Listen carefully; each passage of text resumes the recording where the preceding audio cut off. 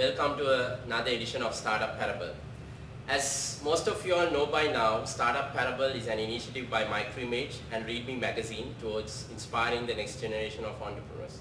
And also we are going to use Startup Parable as a platform to feature all these interesting startup stories, bring them into limelight.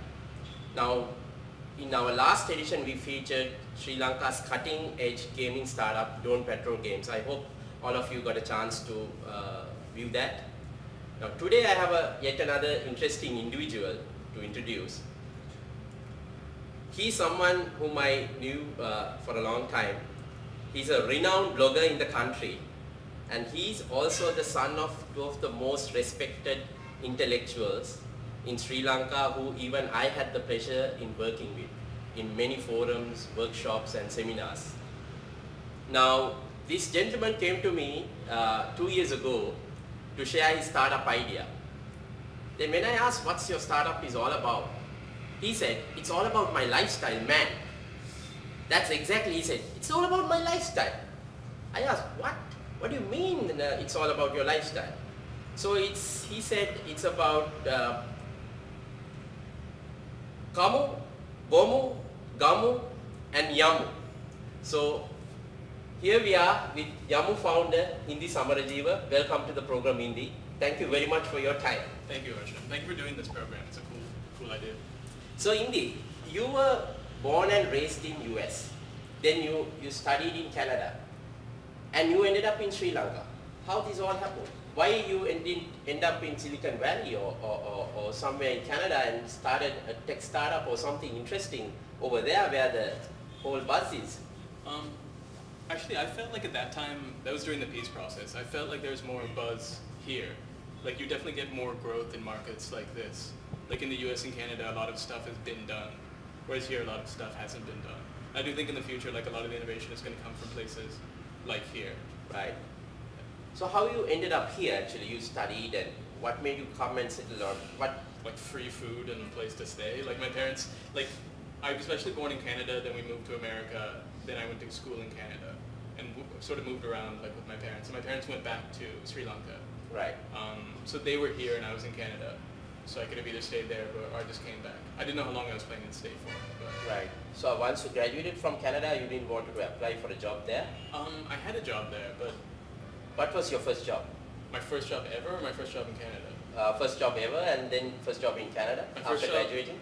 Was, I worked at McDonald's when I was 14. And then at the point where I was graduating, I was... What did you do at McDonald's? I was 14, so I couldn't work the grill. So I would like work the drive-thru or the cashier's thing and like clean toilets and like mop and throw away garbage and stuff. When you were just 14 years old? Yeah. Where was this? In Ohio. Ohio. So that was the only job I could get at right. age 14. How much did you earn? I think I earned about $5 or $6 an hour.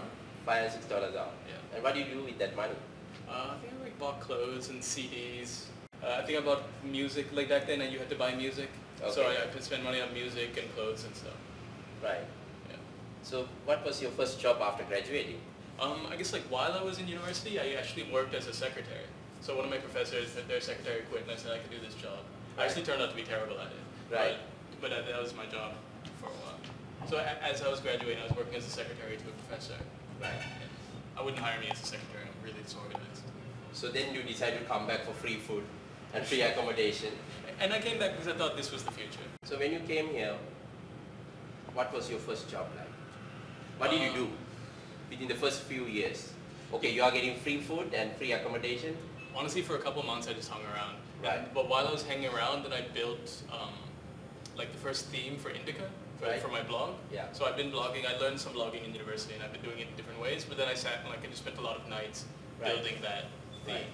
And so then that's sort of what I did for a while. Right. Then like the tsunami hit and I had all these, I wasn't actually doing much. Right. But then I went and sat with Sarvodaya for a while during the tsunami. Right. And so we brought blogging into that, so we were able to get a lot of information flowing around. And at that, so we redid the Sarvodaya website, we put in a payment gateway. It was linked to by I think like Google and Red Cross and all those things. It's like because Sarvodaya, not because of the website, but the organization has a good reputation and they do good work. Right. And I think the night we set up the payment gateway, I think we raised like, I don't know, like $30,000 or $40,000. Like that's written somewhere. You need to check it, but I think it was a huge amount.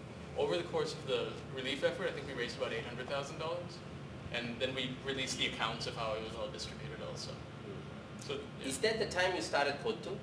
Kotu, my friend Mahangu and I met up around the same time. Right. Kotu actually, during the tsunami, they had a meeting of all the NGOs, right. and they were struggling to share information. Right. So there are two ideas that came out of that. That was Dr. Sanjeeva's Sahana, and then like I proposed Kotu at the same meeting. So how did you go about Kotu? What made you keep going? Kotu, we first just set it up on like, there's something called a group. There was just like some out-of-the-box thing. You plugged in feeds and made a website. That was the first version. Right. And we just did it because at that point the blogging community was really small. The blogging community was like, I don't know, maybe 100 people total. So we just added all the people we knew, and that was just like our feed reader at that time. Right. And then it grew, and then we changed platforms and stuff. And you may remember it was an interesting transition period, I would say, for Sinhala blogging. Yeah, I remember very, because we had the data. Originally when it started it was all English, and like writing in Sinhala was, I guess maybe people don't remember, but it was impossible. Yes. I actually like wrote a font for Sinhala where you could convert English to, because it was like so messed up. Yeah. But then now Kotu is majority Sinhala. Sinhala, lots of Sinhala content, right? Yeah. So you started off at Vijay, if I'm not mistaken. Yeah, so I took them an idea for an IT magazine. It was, I called it iTimes, they called it IT Times. I don't know, I remember how many issues of that we did. Yeah, but like Mahangu gathered all the content for that. Right. I did the layout. Right. We were always late. We never made any money on advertising. Right. But that's like something we tried to do. And Vijay was very supportive actually. Yeah, then you quit and joined Dialogue. Yeah, so basically I went to Dr. Hans because I was trying to sell him an ad. I just wanted Dialogue to buy a damn ad for the thing. And then they got an ad or whatever. But like later Dr. Hans wanted to get into content. Right. So he called me and we essentially like moved over there. And we did the magazine for Dialogue. 077. Right. Honestly, that had more pickup outstation than Colombo. Colombo never really took off. So it was one of your initiatives. You drove that whole 077 magazine. Yeah, and that thing had like a lot of flaws to it. And also you were instrumental in building the Dialogue website, right? Yeah, they've just the top changed ranked in Sri Lanka. Yeah, actually that was crazy. They actually ran on WordPress and like open source stack for a while. Right. Because I mean, at that point it was just like me and Millie and Nasli and like Hetty and like nobody really knew any better. Right. So we were just like, hey, let's just run this on WordPress. And then they were like, okay. And that thing actually held up pretty good. Now I think they switched to like Oracle or something. So when did you decide to quit then? What made you quit then? I mean, Is Dialogue, it because of you wanted to start something new you quit, or you just... I was going crazy. Like, I mean, Dialogue is it's an office. It's like an office job, right? Like you wake up every day, you go, you sit in a cubicle, they give you tea in the morning, they give you tea in the afternoon. Right. Like and also it's a big company. At that time it was actually bigger, I think. And it was very bureaucratic. So I never really liked the desk job thing that much. Right. And then they gave this voluntary resignation scheme, VRS. Right. So they gave you like, depending on how long you were there, they gave you X amount of salary to like quit. Wow. So then they had to offer it across the board. Right. Because they needed to reduce headcount. So is that the time you decided, oh wow, I have cool that I'm going to get some money which I can use it as capital to start a startup? No, I didn't use it as capital either. Okay. I wanted to quit anyway. That just was very lucky for me. Okay. So then no, they just gave me like a year's salary, and I basically took a year off. I just traveled. Right. Like I went to India. I traveled all around Sri Lanka. Right. Yeah. On that money, basically. Yeah, I lived for like about a year and a half, 2 years on it. So tell me, how did this Yamu idea came about? What made you start Yamu? Yamu actually, like, I wanted to start something. Like, I was working at a job at a consultancy where I was making like pretty good money. But then I told my parents, like, I just want to start something. I'm gonna take some time off. Like, if I need to borrow money, can I borrow some money? They were like, fine. So I had a bunch of stuff. Like, I was trying all sorts of stuff. I tried like a classifieds thing. I tried like converting blogging. I tried converting Kotu into something financial. And then they had the Venture Engine contest, which I think was very productive. And then there, you had like 5 seconds to think of an idea. So I'd had the Yamu logo, I had the idea. In my head it was like a mix of things. It was like a tourism app, it was a cab app. But what I pitched there was a cab app. And then like we actually won that first round. They didn't end up funding us. Right. I think Why was that? From what I don't know officially, I never heard, but from what I heard, I think they thought I was like arrogant. You were arrogant? Apparently. And I think I might have been. What, in your presentation or? Perhaps, yeah. Because Okay. when I gave the presentation, I think I felt arrogant. Like I felt like someone owed me something, and they didn't owe me shit. Yeah. So then how did that lead to starting Yamu?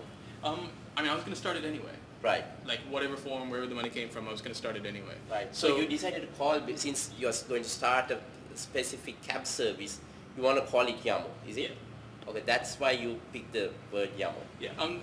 My friend Rusty actually came up with a name. Like we were just sitting around and he said like Yamu, and then I just made the logo for it. Right. So who are the initial founders of Yamu? So the initial founders were me, Savan, Vijayawardhana, and Janet.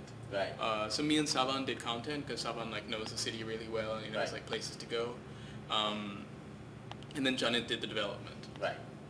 Actually, at the big thing is like we started in about like July, August, and then Janet came online about like September. When was this? Geez, I don't know, 2012, 2012. Yeah. Okay. Why didn't you go for angel investment? When you had this idea, if you think We it would went. have worked, We tried, we just didn't get any. okay, you tried. Yeah, so we tried like Venture Engine. We talked to a lot of people. We went to a lot of meetings. Spent like at least half the first year on meetings and stuff. But we just like didn't get it. Okay, so then you decided to focus purely on the content work. Yeah, I mean honestly that decision, we held on to the cab thing like we were just like a dead baby for like too long. When did you let that go? After how many? I'd say after about a year and a half, after about 2 years. Right. Was it hard, that decision? No, I felt so relieved. So really? Because the thing like wasn't working at all. Did you burn a lot of cash? We burned about, yeah, we probably burned about $500,000 here and there. $500,000 worth of cash just gone for that idea. Yeah, I mean, Right. yeah, basically. Then you purely focused on content and started building the Yamu content. Yeah, all and then we through. figured out that, because like, I can show you our old business plan. Like our old business plan had advertising at this tiny level and then like cab revenue going crazy. That never happened. But our advertising revenue beat what we were projecting for the cab revenue. Right. And I don't know why we resisted advertising for a long time, but we turned into an advertising company. Okay. Yeah. So what was your first few months like? We were working out of my house. It was fun. Right? Yeah, we just like, mainly me and Savan, and then Janet joined, and then Shruti joined. How hard it was to get Janit on board? Janit was a software engineer, right? Yeah, so So Janet, he can get a lucrative job elsewhere. Yeah. So Janit, I'd been what like, made him join you?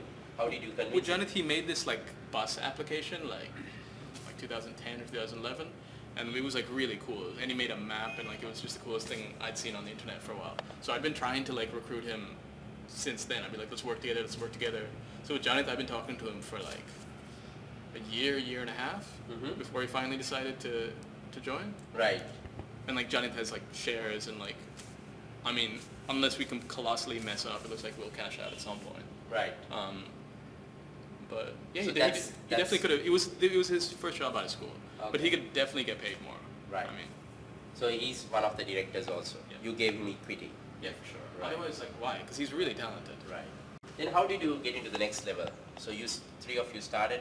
What was like moving into the next level? What was your initial challenges when you start gathering this content? Initial challenges were, I don't know. The initial challenges were like the website were completely broke. Right. Like like WordPress is just like a bit dodgy sometimes. And then so Jonathan actually built this system that makes static web pages. Right. So so the site would still crash, but for the users, nothing bad ever happened. So technology was one problem. In cash, right? Because like we're also pitching something which like isn't making money. We're just like spending money. Right. But initially our burn was pretty low. Now it's a bit more Right. dicey. Like we have to have money coming in now. So who funded you? Who provided you with the capital? I sold my Parents car. or- I borrowed money from my parents. Repeat that again. You sold your car. I mean, my car was a piece of shit. It was like falling apart. It wasn't a piece of shit. It was a good car. It served me well, but it was falling apart. So I sold that.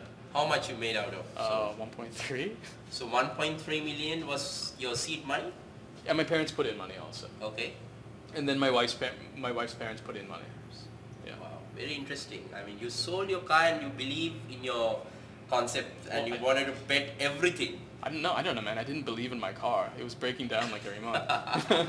When you started, you only had Kamu, the places to eat, and Bomu, and now it has expanded so well. So But I mean, like the name suggests, Yamu means to like go out, Right. or like about going out. So what do you do when you go out? You eat, you drink, you shop, you stay at hotels, whatever. In terms of like amount of content and strength of content, I'd say definitely Kamu is number one. Right. Then Bomu to some degree, but in terms of traffic, Ahamu, our questions section, and Karumu, our events section, are also quite big, quite popular. People check us before they go out to eat. Right. Which is a responsibility also, because I feel bad if like someone has a bad experience, and like we have and we can also like, now we're at a point where we can impact businesses. Right. We have Gaul covered pretty decently. Right. My wife's in Jaffna now. We have some okay coverage in Jaffna. I mean, honestly, in terms of users, we need to get Gaul, Kandy, and like down south is like one thing roughly. Right. And then like Aragon Bay, Trinco we have decently. Batiklo we have somewhat decently. Right. And then like for tourists, like Cultural Triangle and stuff, Right. we need to get. Right. We're basically for the next year, we're looking at scaling into, like we have Colombo pretty good. Like Time Out is competing, but they're competing more in Sri Lanka. Right. Like Colombo going out to eat, like we're the thing right now. Right. We want to hold on to that, but we also want to expand into the tourist market. Right. And we want to expand into different languages. Right. We're trying some experiments now we're working with a Chinese writer. We're trying to get a Chinese language magazine out, because I think there's about, I mean, rough estimate, I think it's about 15,000. Why Chinese? It's interesting. And I think there's about 15,000 Chinese people working here, like not just, and a ton of, and it's the high scoring tourist market. Okay. And they spend, and they seem to go out for every meal. Right. And it's just like, cool. Yeah. Since you spoke about language, why you have made the site Sinhala and Tamil there? Look, we're trying to do Sinhala this year as well. We actually, it was Sinhala. Like for the first year and a half, 2 years, everything was translated into Sinhala. Right. But what we found was that like translations and original content, like it's not the same value. Right. Like people I think we were pissing off more people than we were like making happy. So we do want to get back into Sinhala, but we want to hire like an actual, if anybody wants a job, we're looking for like a good Sinhala editor. But someone who can like be self-directed and do their own original stuff. Right. In Sinhala. Because Right. translations I think doesn't cut it. You don't want to bring Tamil at this moment, or you Tamil we tried. Tamil, the market, we struggled to reach it. Like we tried in a lot of different ways. Right. Like we got like X amount of pickup from Sinhala, but we just never got it from Tamil. I don't know why. I think maybe like people that speak Tamil Right. also function in English. I don't know. Right. I mean, my wife speaks Tamil. I guess we could. Right. But in terms of resources, we're looking at Sinhala and like randomly Chinese. So then I saw in some point in time you started coming up with top 5, like top 5 or top 10 biryani places or the top 5 lamb fries. Yeah. What made you start that? I mean, like, And you didn't get hammered once we you get didn't get hammered. threatened by all these restaurants? We get threatened. We've gotten like a couple. I was called into a police station once, but not for those lists. Like some guy, we wrote a bad review, and he just like called the police. Did And, you like, got any legal? No, because it's not. The police have no place in that. Like I Right. talked to a lawyer, and they're like, it's not like a criminal case to write a bad food review. They can sue you for like libel or something. So I went in the cop shed. I was like, why am I here? Like I don't need to be here. I'm just here because you called me. But like, they couldn't do anything. Right. This other guy who I think was a bit of a thug. Like one of our writers wrote a bad review of his place, and he called and threatened my wife and filth, and he called the writer and said he was going to kill him. Right. But like, So that's rare. So when that happened, what sort of reaction you got? Really worried about the future of Yamu, or you kept on doing what you do best, or you started writing good reviews thereafter, or what happened? No. I mean, like I made sure the writer was comfortable. Like that's not a risk. Like that's someone who works for me. Like that's not a risk you need to take. But he didn't care. He said like, you can come find me. Like at the beginning, we wanted to focus on user growth. Because if you have users, then advertisers come. If you go to advertisers first, then that's your main. Tell us about some of your traction right now. In terms of users, I think like yesterday we had like 6,000 visitors. Advertising is like its own thing. Right. Like when you're doing the content, you have a client, it's the user, you make stuff that's cool, they keep coming back. That's Right. what you do. Right. That's like a very different job from advertising. We try to keep them separated in the company as well. Right. Like right now, that's where we want to be. Right now it's obviously not because we're like 9 people. Right. But advertising is its own job, and you have to like take care of those clients. You have to deliver value to them. You have to like respond to emails. You have to like do artwork. You have to do changes. You have to like, beyond selling, there's a whole lot more you have to do. So that's a part of the business we're building out.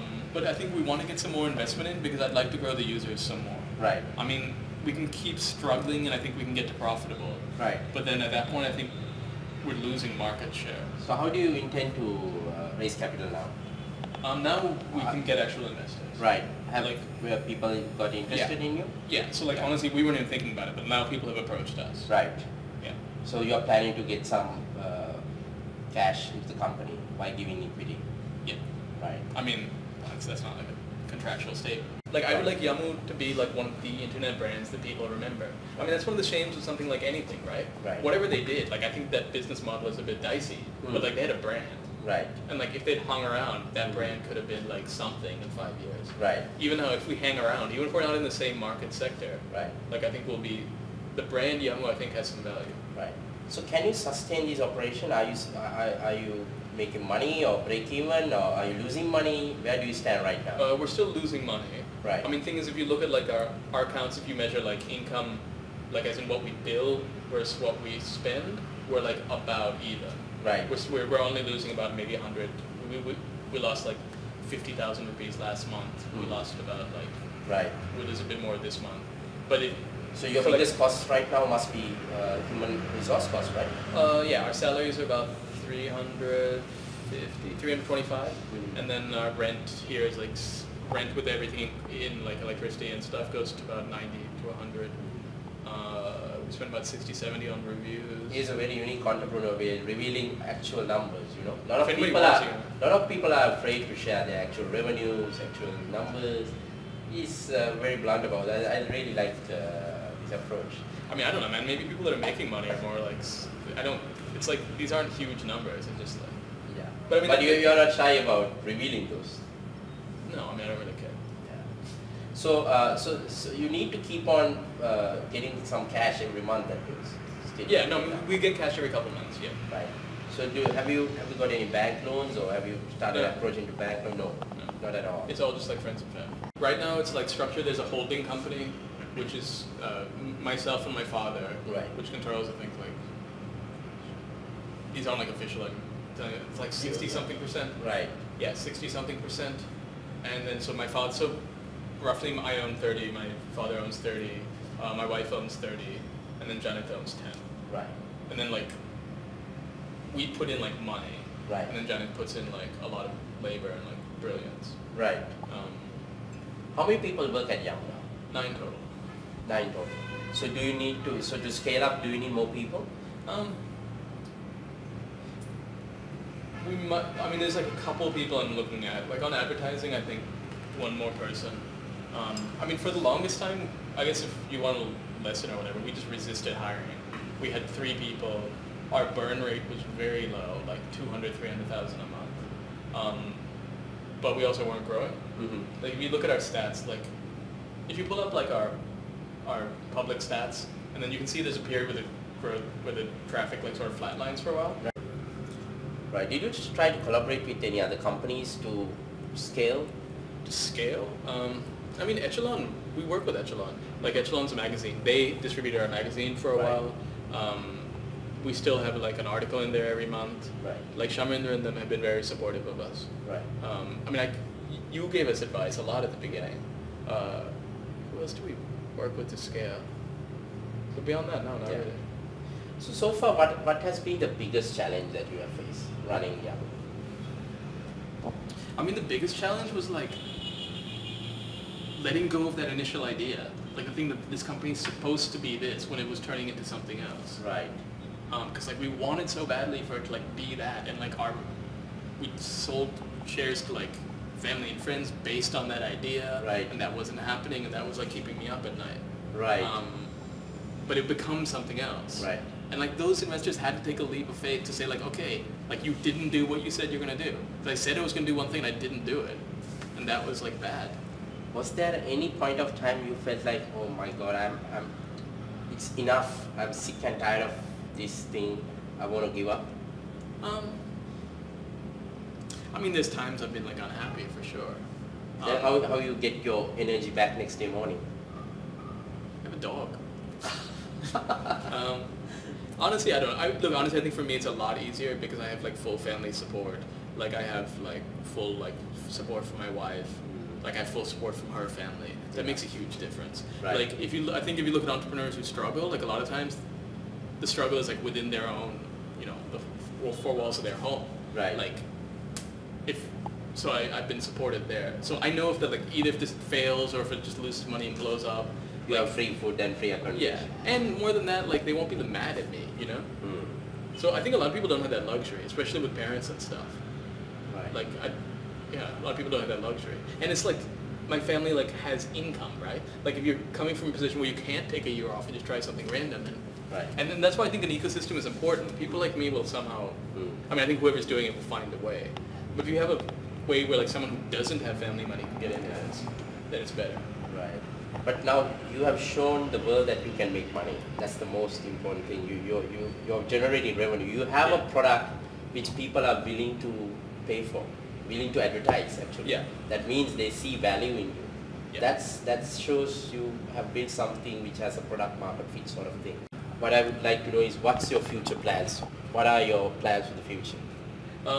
In the immediate future, what we want to do is expand our market out of Colombo into Sri Lanka, and we want to expand out of like English into other languages. Right. We also want to start experimenting with other services to make our advertising more valuable, to make our advertising measurable, right. Especially for restaurants. Like right now, restaurants know that someone comes and they say I came from Yamu, but we can't like measure that. Right. So either through reservations or some sort of check-in or something where we can like deliver advertising that has, because we are focusing on advertising, but we want advertising that's like measurable. Right. And then in the long term, I don't know. I mean, in the long term, I would just like. Don't you think you want to build a very strong brand and a strong company? I think which will stand alone by itself. Yeah, definitely. Actually, for like 2 months in over the summer, like I was gone and my wife was gone, and the company just ran. Like the advertising revenue like crater, but the traffic actually went up. Right.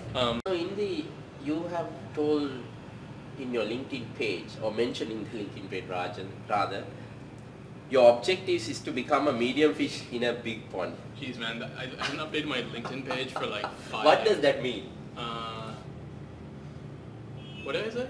Medium fish in a big pond. Medium fish in a big pond. I don't remember. I mean, when I came back to Sri Lanka, it's like, you can be a big fish. It's nothing to do with Yamu anyway. Yeah. It's something to do with your, as a person. I mean, I'd like to, when I came back to Sri Lanka, it's like I wanted to be like a big fish in a small pond. Like it's obviously like easier here, at least relatively. Now you're probably a medium fish in a big pond. Yeah, I guess. Say with Yamu. Yeah, yeah. We're in a bigger market. A lot market. of people know about you. Yeah, and I'd like to like be in a bigger market because like with my blog or whatever, like it was popular, but in like actually a very small circle. Right. You're popular because of Yamu, or you're popular because of you as a blogger with Indie? Now Yamu is better known than I am. Right. When it started, like my blog was obviously better known than Yamu. Right. But now people don't even know that I'm connected with Yamu, which is good. Right. So, as a final thought, what kind of advice you'd like to share based on your experience to anyone who is going to start a new startup? Do the accounts well from the beginning, and just like get someone to do that, and like hire someone on admin to like do your paperwork, because like going through it later is an incredible pain. Right. And like if your investors aren't family and friends, they will like leave you because it's just a mess. I'd say like I don't know. Wait, what advice? One thing we've learned is that like sometimes we'd really need to fill a position, so we'd hire the first person we could find. Right. And that was almost always a mistake. Right. I'd say like wait for like a good fit in a person. And I'd say like don't be afraid to invest for growth. Right. Because like I think Paul Graham or whatever said like what is a startup? A startup is something that grows fast. Right. So if you, how do you say, penny wise but pound foolish? Like it's better to just like invest and like fail or whatever than it is just like slowly burn money over X amount of time. Right. Because like time is sometimes more valuable. Right. So you're willing to give equity and get cash and scale the operation? Now we are. Now we are ready to do that. Yeah, and I guess another bit of advice is like get as much done before you get equity. Like we always Very good. We always had the mind that like Like we just wanted to, if you just go to an investor with an idea, then they'll be like, okay, like give me 50%. Like I have no idea if this idea is going to work. Yeah. If you go with them and say like, I have an established company, Yes. like, you know, we have like established processes, we have revenue, we have clients, we have users, then the amount of equity you're giving away is a lot less and the money you're getting is a lot more. Right. Plus at this point, right now it's like all owned by us. Right. And like if we sold it now, we'd get like all the money. Not that again, like I don't want to sell it, but from a business perspective, like you need to think of it like that. Yeah. So like make a prototype. Right. Like make a website, make something. Like use whatever resource you have and try and make something. And at the same time, when you need to scale, then get the money and then like grow it. But the closer you have to like a working thing, and that's not possible for all businesses. If you're like manufacturing, like, well, not even manufacturing, you can do stuff. Right. But Now you can actually come up with the proper valuation based on the numbers you have. yeah, yeah. Now it's like before it's like the value. I mean, even now the valuations are Right. like sort of what it's worth on the market, which is definitely more than our revenues. With that, we would like to wish Indy and his team at Yamu all the very best with this Yamu journey. We conclude another edition of Startup Parable. Stay tuned for more startup stories coming your way in the near future. Thank you very much.